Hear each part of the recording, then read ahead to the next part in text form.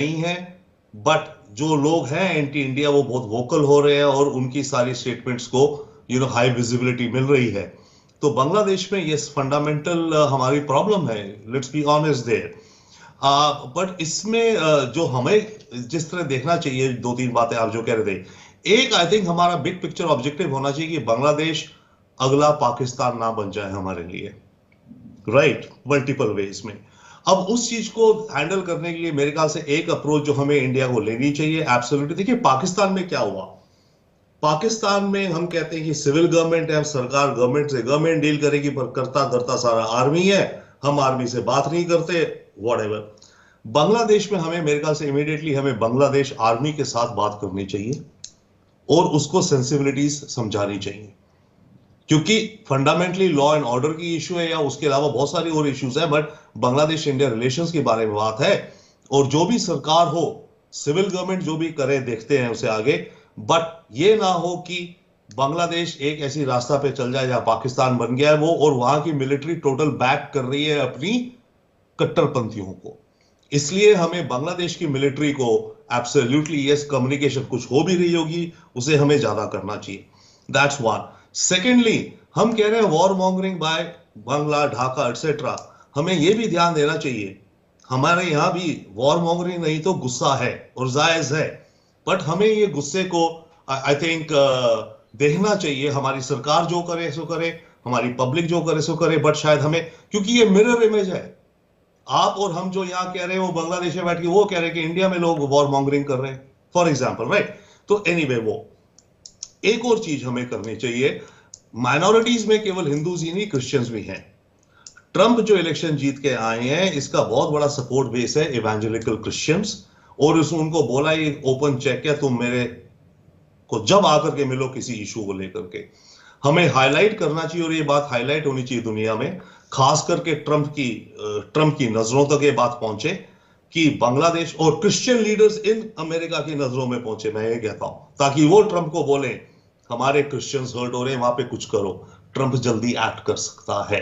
तो ये कुछ तीन चार चीजें हैं। And lastly I say, I mean I will be on this, Sheikh Hasina अभी तक कोई स्टेटमेंट्स नहीं दे रही थी इंडिया से।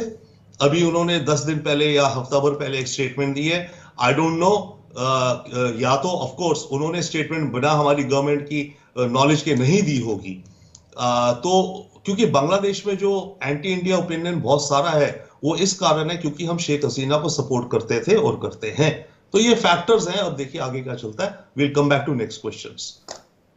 लेकिन रॉबिन सर, ऐसा तो नहीं हो सकता ना कि हम हर बात पर अमेरिका के ऊपर डिपेंड हो। अगर एक नेचुरल थ्रेट स्टार्ट हो रहा है या फिर पनपता हुआ हम देख रहे हैं, तो हम उसको न्यूट्रलाइज करें या फिर मैं उसको छोटा सा पॉइंट कह रहा था।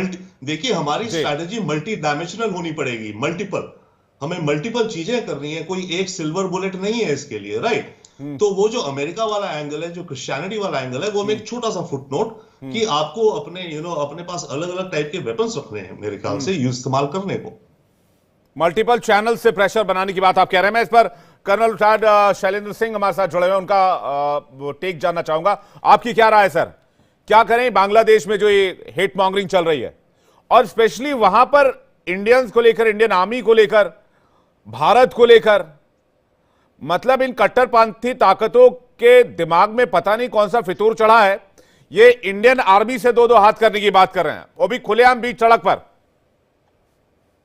जय हिंद, नमस्कार। देखिए, मेरा एक अलग तरीके का इवैल्यूएशन है, नॉट फ्रॉम अ फौजी पॉइंट ऑफ व्यू, बिकॉज हर चीज का इलाज फौज के पास नहीं होता।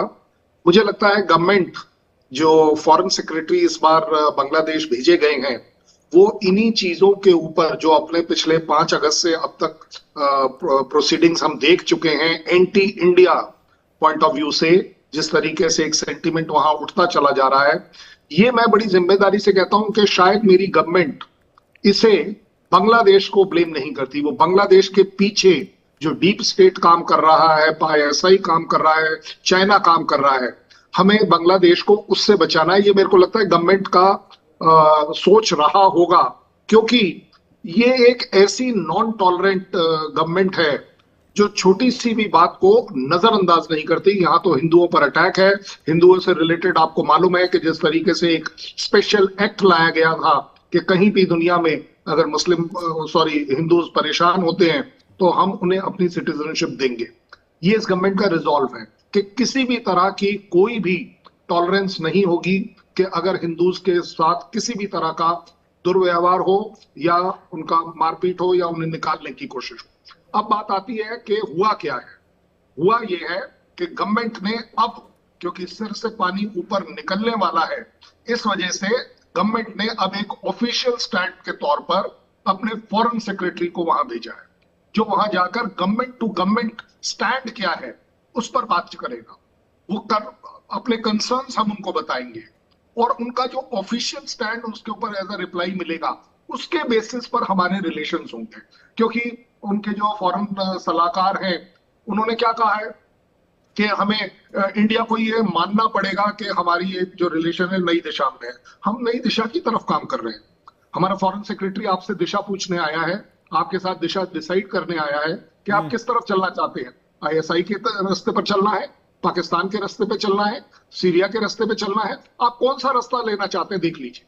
अगर अगर आज आपका रास्ता पिछले 70 साल को नजरअंदाज करता है तो एक अलग बात है, बट अपने आप में ये आपको मुश्किल होगी, क्योंकि जिस तरीके के डिपेंडेंसी आपकी हमारी कंट्री पर है, मैं ये अहंकार के तौर पर नहीं बोल रहा, लेकिन जिस तरीके का डिपेंडेंसी आपकी हमारे इंडिया के ऊपर है, आपके पास ऑल्टरनेट क्रिएट करते करते सालों साल, दसियों साल लग जाएंगे।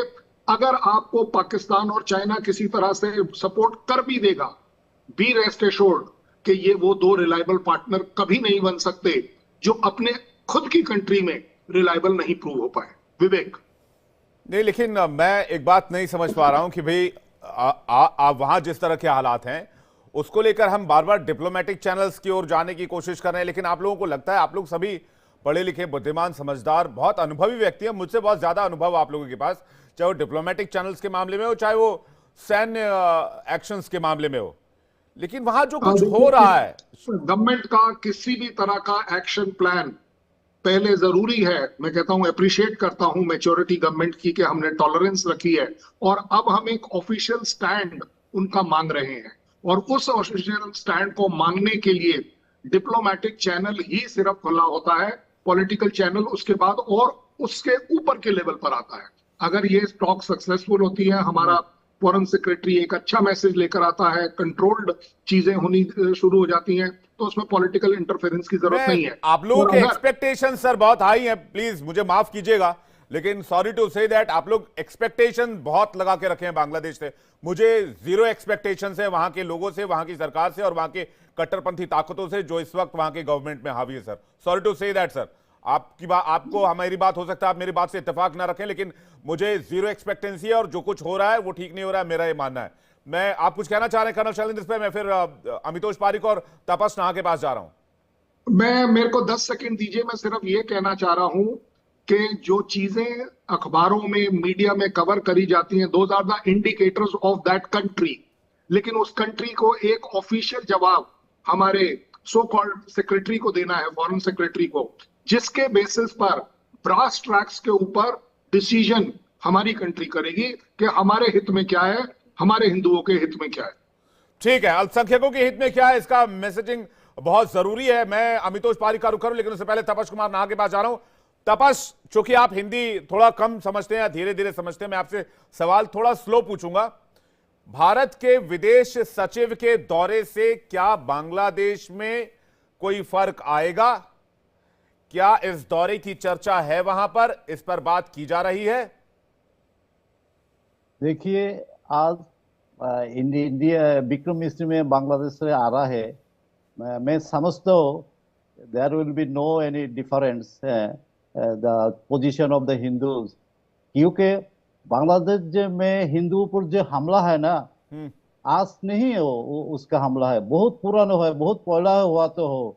पिछले सरकार ये हमला किया था, पिछले 16 साल में शेख हसीना के काल में बहुत हमला हुए, शेख हसीना कुछ नहीं किया और भारत सरकार भी कुछ नहीं किया, लेकिन क्यों?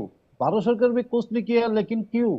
बांग्लादेश सरकार, मतलब खालेदा जिया भी गवर्नमेंट में और शेख हसीना के गवर्नमेंट के पालन किया था, लालन करता है, ब्रॉडअप करता है, ट्यूशन करता है खुद भारत। भारत सरकार के इसी के ना देख 16 years we are suffering from very torturing। Bharat सरकार के इसी ना देखना एक नाटक किया था। I think it's my personal opinion. और अगर भारत में आंदोलन होगा तो बांग्लादेश में आंदोलन होगा, तो इधर हिंदू को क्या फायदा होगा? भारत जो आंदोलन होगा इधर भी होगा, हिंदू को मार खाएगा, मार नहीं देगा, नेवर। भारत यहाँ से बिजनेस करते भी आएगा। आई थिंक भारत यहाँ $18 बिलियन का कारोबार करता है, while बांग्लादेश में ओनली 2 बिलियन। सो फेरा की स्पष्ट है। मैं समझता है इधर हिंदुদের फायदे के लिए कुछ नहीं, ओनली बिजनेस, कुछ नहीं होगा, ओनली बिजनेस। और हम इतनी बात ना करता है, एक्शन चाहता है। इतनी बात ना करते हुए एक्शन चाहता है, एक्शन देखते चाहे क्या एक्शन होगा। लास्ट 3 टर्म्स इलेक्शन में, last 3 term Bangladesh parliament election में वोटरलेस, कोई वोटर गया था नहीं गया था पोल में, इलेक्शन सेंटर में। लेकिन भारत सरकार शेख हसीना को स्वीकार किया और शेख हसीना को दिया सपोर्ट क्यों दिया? अत्याचार भी हो रहा है हिंदू के ऊपर, हिंदू के ऊपर अत्याचार हो रहा है। आप ये कह रहे हैं कि 1971 से शुरू हो गया था, अब जाकर ये खुलकर सामने आ गया है, तो चीजें एक्सपोज हो रही हैं। कन्वर्जन और बाकी चीजें शुरू से ही जारी थी बांग्लादेश में। मैं अमितोष पारिक के पास जा रहा हूं, उसके बाद में नाजिम खान आपके पास आऊंगा। अमितोष, क्यों नहीं बांग्लादेश का हुक्का पानी बंद किया जाना चाहिए?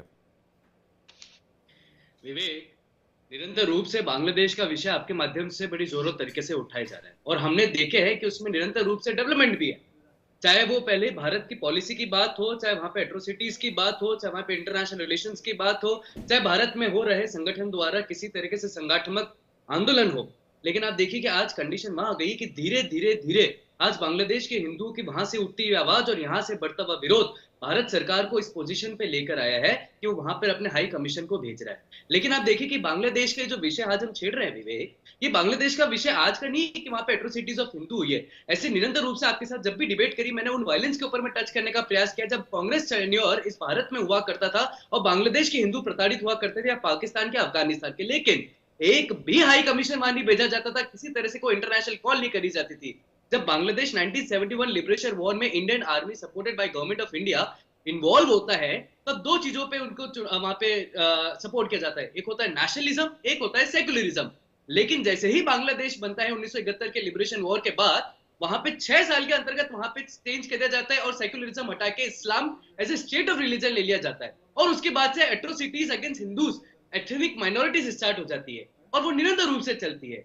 तो आज ही समझते कि 8th अमेंडमेंट के बाद जो सेक्युलरिज्म, वहां का जो हिंदू है विवेक, वो प्रताड़ित किसी जॉब से नहीं है, वहां का हिंदू प्रताड़ित किसी बेरोजगारी से नहीं है, वहां का हिंदू प्रताड़ित किसी महंगाई से नहीं है, वहां का हिंदू प्रताड़ित किसी डिस्क्रिमिनेशन से नहीं है। वो हिंदू है इसलिए प्रताड़ित है। मुझे लगता है हम लोग को हाई कमीशन गया है, डिप्लोमेटिक टर्म है, डिप्लोमेसी की तरह से उसको डील करा जाएगा। आवश्यकता पड़ेगी तो जो डिसीजन भारत सरकार लेगी, पूरा भारत उनके साथ खड़ा होगा। जी चलिए, डिप्लोमेटिक चैनल्स पर आप भी थोड़ा विश्वास जता रहे हैं। आप लोगों की उम्मीद पर मेरी भी उम्मीद टिकी हुई है। आप लोग इतना उम्मीद कर रहे हैं तो, लेकिन नाजिम खान के पास जा रहे हैं। नाजिम खान जी, 1971 में 20% हिंदू थे जब बांग्लादेश को लिबरेट कराया गया पाकिस्तान से। आज 7% बचे। ये किस तरह की मानसिकता है कि साथ में रहने नहीं देना चाहते, साथ में वो अपना धर्म फॉलो नहीं कर सकते, साथ में वो रह नहीं सकते, खा पी नहीं सकते, साथ में पूजा पाठ नहीं कर सकते? हाँ विवेक भाई, मेरी आवाज आप तक पहुंच रही है? बिल्कुल पहुंच रही है। हाँ विवेक भाई, देखिए, बहुत देर कर दी जाते जाते सनम। अगर शायद पहले आ जाते तो हो सकता था कि आज बांग्लादेश का रूप ही कुछ और होता। देखिए, मैंने ये इसलिए कहा कि आज जिस तरीके से हमारे फॉरेन सेक्रेटरी जिस तरीके से वहां पर गए बांग्लादेश के अंदर, तो भाई पहले भी जा सकते थे। और देखिए विवेक भाई, जिस तरीके से यहाँ पर ये बार बार ये बात कही जा रही है कि देखिए हम वहाँ जो पानी की ये जो सप्लाई है, अगर हम इनको बंद कर दें या हम उनसे व्यापार का रिश्ता तोड़ दें, कि असल मकसद ये नहीं है कि अगर आज आप इनसे व्यापार तोड़ेंगे या आप ये कहेंगे कि भाई हम इनको जमीन पे ला देंगे, मकसद ये नहीं है, क्योंकि भारत की आर्मी स्ट्रांग है।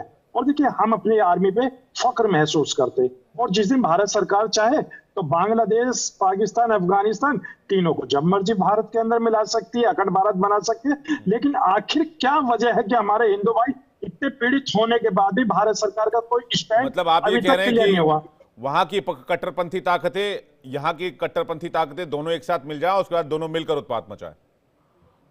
नहीं विवेक भाई, देखिए मैंने तो अखंड भारत की बात करी है, और देखिए अखंड भारत का ख्वाब हाजी नाजिम नहीं विवेक भाई, आप भी देखते हैं कि अखंड भारत देखिए जैसा पहला था उसी तरीके से हमारा अखंड भारत हो जाए। क्योंकि देखिए अखंड भारत की एक खूबसूरती थी जहां सब मिलजुल कर एक साथ रहा करते थे, और आज जिस तरीके से बांग्लादेश में हमारे हिंदू भाई पीड़ित हो रहे हैं, तो देखिए हम लोग बड़ी जिम्मेदारी के साथ कहते हैं कि भारत सरकार से कि आप हिंदू भाइयों को जो पीड़ित हैं उनकी सुरक्षा कीजिए, हम लोग आपके साथ हैं। क्योंकि जब देश हित का मामला होता है तो हम देश के साथ खड़े हुए, सरकार किसी की भी हो, लेकिन देश हित का मुद्दा जब होता है तो हम लोग आप अखंड भारत बनाना चाहते हैं, वहां हिंदुओं को मारा पीटा जा रहा है, आप ये कह रहे हैं कि अखंड भारत बना दो। आप अमितोष आपको कुछ कहना चाह रहे हैं, लेकिन मुझे एक बात बताइए, जो अखंड भारत की बात आप कह रहे हैं, क्या ये प्रैक्टिकली पॉसिबल है? हाँ विवेक भाई, बिल्कुल प्रैक्टिकल या कुछ भी बोलना है, मतलब आप आके कुछ भी बोल रहे हैं? नहीं विवेक भाई, देखिए बड़ी जिम्मेदारी के साथ आपके नेशनल टेलीविजन पे कह रहा हूँ। देखिए हम लोग चाहते हैं कि भारत का जो हिस्सा है, जो पहले जा चुका है, उसको वापसी भारत में अगर हम मिला लें तो इसमें कोई परेशानी वाली बात नहीं है। और देखिए अखंड भारत का हिस्सा क्यों नहीं बनना चाहिए, हमें अपनी भारत की सेना पे फख्र है, हम गर्व महसूस करते हैं। और देखिए बांग्लादेश, पाकिस्तान, अफगानिस्तान की क्या औकात है हमारी भारत की आर्मी के सामने, और जिस दिन हमारी आर्मी खड़ी होगी, अमितोष पारिक आपको कुछ कहना चाह रहे हैं? विवेक कितना सूडो सेक्युलर स्टेटमेंट है इनकी तरफ से। आप देखिए कि जिस कंट्री के अंदर में हिंदू गए हैं उनको तो ये हमारे में मिला ले, क्योंकि वो एट्रोसिटीज हो रही है। ये नहीं बोलेंगे कि कट्टरपंथी जो वो कर रहे हैं वो गलत है, कट्टरपंथी जो कर रहे हैं उसके अगेंस्ट पीस पार्टी खड़ी होगी। लेकिन निरंतर रूप से 35% जो कंट्रीज है भारत के अलावा, वहां इस्लाम एक रिलीजन है और मुस्लिम कंट्रीज है, वहां निरंतर रूप से आप देखेंगे कि डाउनग्रेड जाती रही एथनिक माइनॉरिटीज की। क्यों जाती रही? क्योंकि सबने जो जहां इस्लाम कुरान में बांट दिया गया, वहां पर हिंदू भाई नहीं है। सुन लीजिए, हिंदू भाई जहां पीड़ित है तो हम देखिए हिंदू भाइयों की रक्षा करने की बात करते हैं। पीस पार्टी चाहती है कि बांग्लादेश में हिंदू भाइयों की सुरक्षा मिले, तो भाई आप क्यों नहीं चाहते? और जब अखंड भारत की बात करते हैं, सुन लीजिए, पीस पार्टी अखंड भारत की बात करते हैं कि अखंड भारत मजबूत होना चाहिए, अखंड भारत के हिस्से में वापसी आनी चाहिए ये देश। तो आपको होने लगती है भाई आप लोग हिंदू भाइयों का भला करना नहीं चाहते, लेकिन भारत के अंदर मुसलमानों के खिलाफ बहुत भारत के मुसलमान अपने हिंदू भाइयों के साथ खड़ा हुआ है। अमितोष भाई, भारत के मुसलमान अपने हिंदू भाइयों के साथ खड़े हुए और सुरक्षा की गुहार, भारत के मुसलमानों की सुरक्षा की गुहार लगाते हैं। अमितोष भाई, हो गया तो हिंदू को रहने का अधिकार नहीं है क्या? उस जगह पे क्यों मिला लिया जाए? पाकिस्तान, अफगानिस्तान, बांग्लादेश 1995 से 2013 वायलेंस हुए, कहां चले गए थे? यानी ये बता दीजिए, पाकिस्तान, अफगानिस्तान, अरे सुन लीजिए, भारत, पाकिस्तान, अफगानिस्तान, बांग्लादेश एक एक करके अरे भाई साहब, एक एक करके, हाजी नाजिम जी, एक एक करके आप ये बोलिए ना, वहां पर जो कट्टरपंथी ताकतें कर रही है वो गलत है और वहां पर हिंदुओं को चैन से जीने देना चाहिए।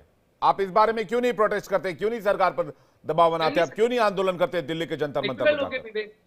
हाँ विवेक भाई देखिए, मैं भारत सरकार से बार बार अपील करता हूँ, पीस पार्टी अपील करती है कि हिंदू भाइयों की रक्षा करने के लिए आप कठोर से कठोर कदम उठाइए। और देखिए भारत का हर नागरिक भारत सरकार के साथ खड़ा हुआ है, क्योंकि देश हित का मामला, हमारे हिंदू भाइयों की रक्षा का मामला।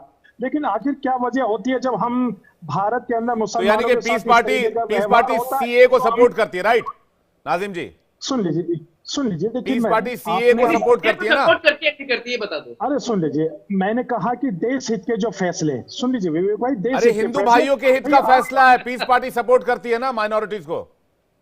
अरे सुन लीजिए, हम तो, हाँ विवेक भाई देखिए, हम लोग ये कहते हैं कि जब हिंदू भाई या सिख भाई, अरे सुन लीजिए, सिख भाई या कोई भी हो, अरे जो प्रताड़ित है भाई, हमारे देश के अंदर भी प्रताड़ित है, तो उनको भी सुरक्षा देनी चाहिए।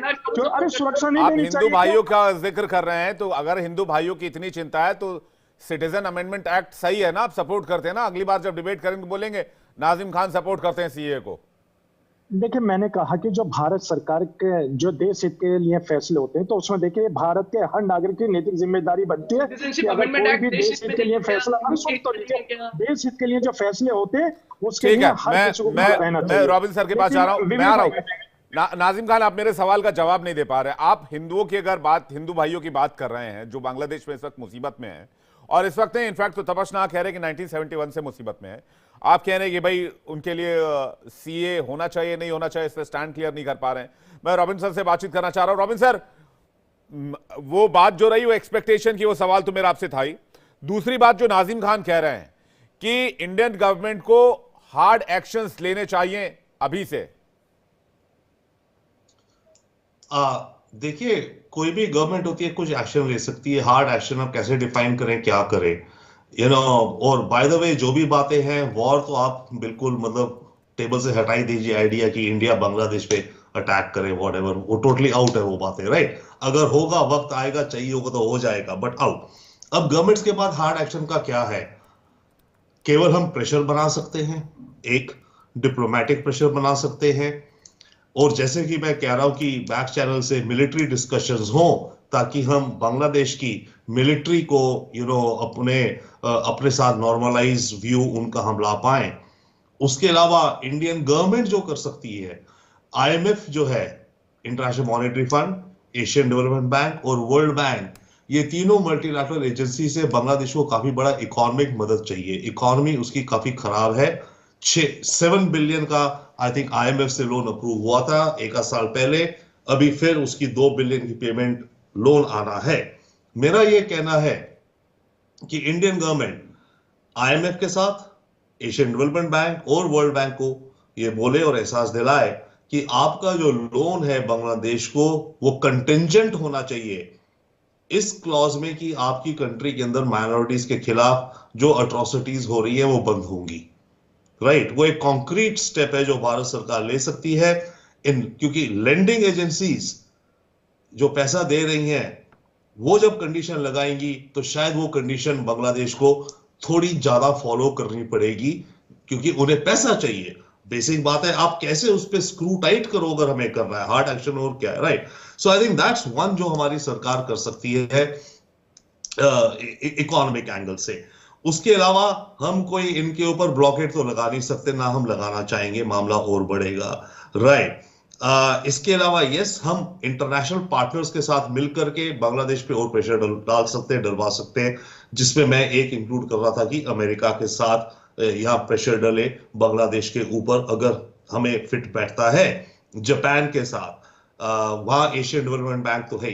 तो इस तरह के पार्टनर्स के साथ और कुछ टूल्स के साथ, खास करके कि ये जो लेंडिंग है उस पे अगर कंडीशनैलिटी हो तो शायद बांग्लादेश की सरकार का रवैया बदल सकता है। देन डेफिनेटली यस, देखिए जैसे आपकी कॉन्वर्सेशन में बातें आ रही हैं, मैं पूरा समझ नहीं सक रहा था, पर जो तपश साहब कह रहे थे कि वो जो हमारा पॉइंट भी था कि आप अगर हम वहां कर रहे हैं, हम भी यहां वो बात करेंगे तो टेम्परेचर्स बढ़ेंगे, right?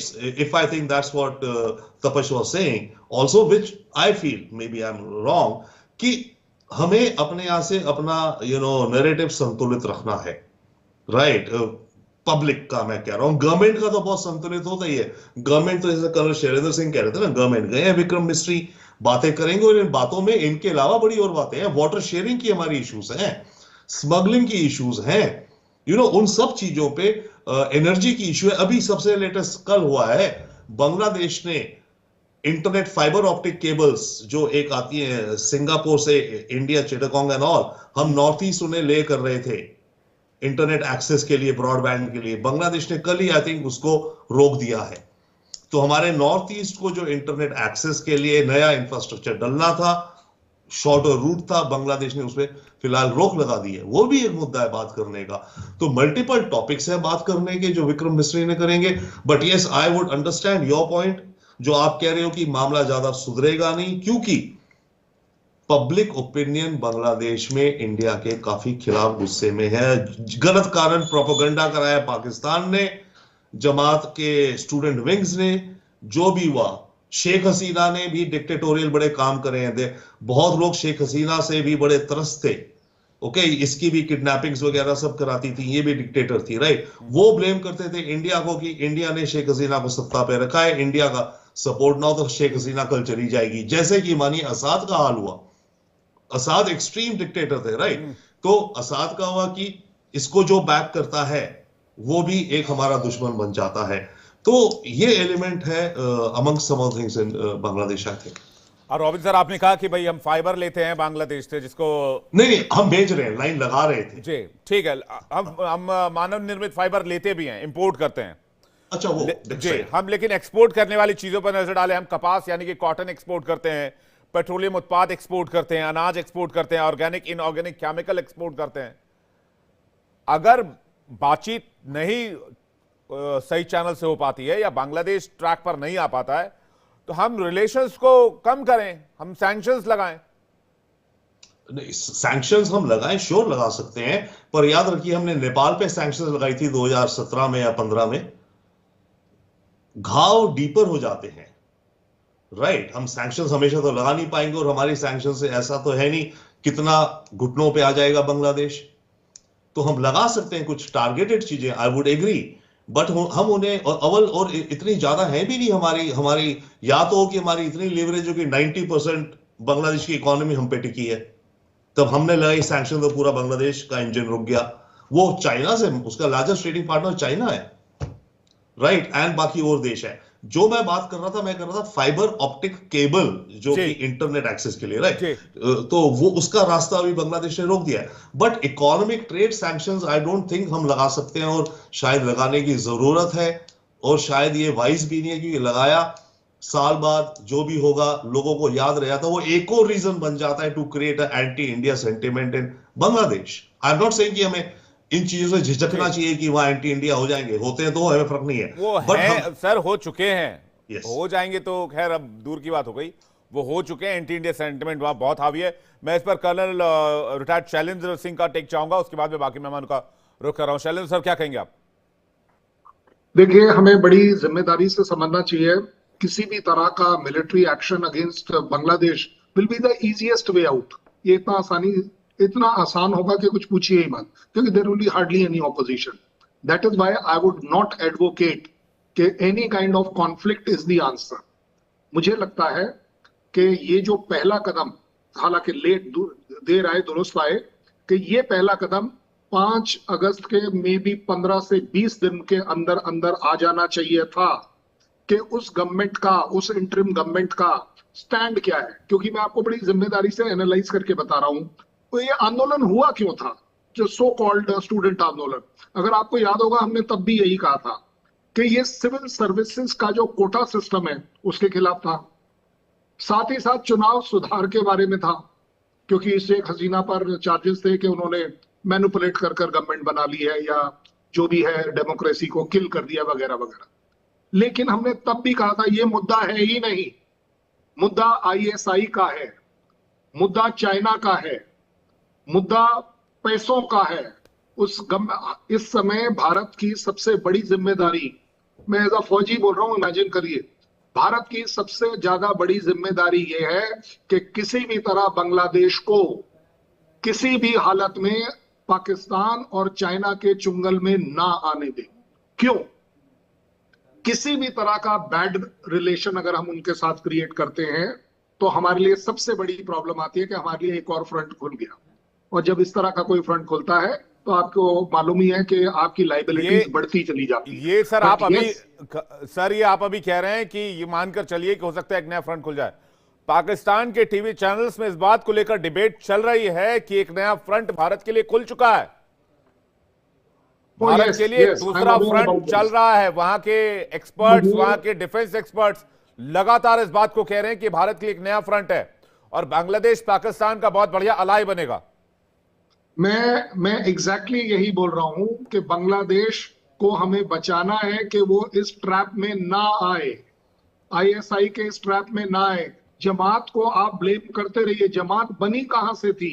जमात पाकिस्तान से बनी थी, एक बार नहीं 2 बार बैन हुई थी। और एक ये जो गवर्नमेंट, जो सो कॉल्ड डीप स्टेट जो है, वो जब नए एक इंटरिम प्राइम मिनिस्टर को भेजता है, सलाहकार को भेजता है, वो क्यों भेजता है? What is his background?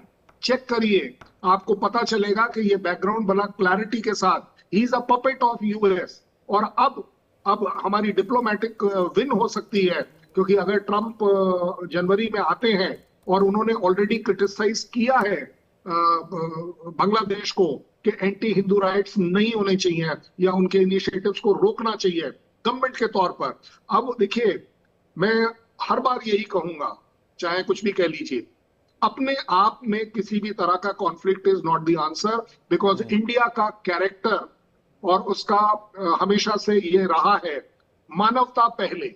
और अगर मानवता पहले के लिए है, तो जब तक आप बांग्लादेश को ना पाए कि वो हमारे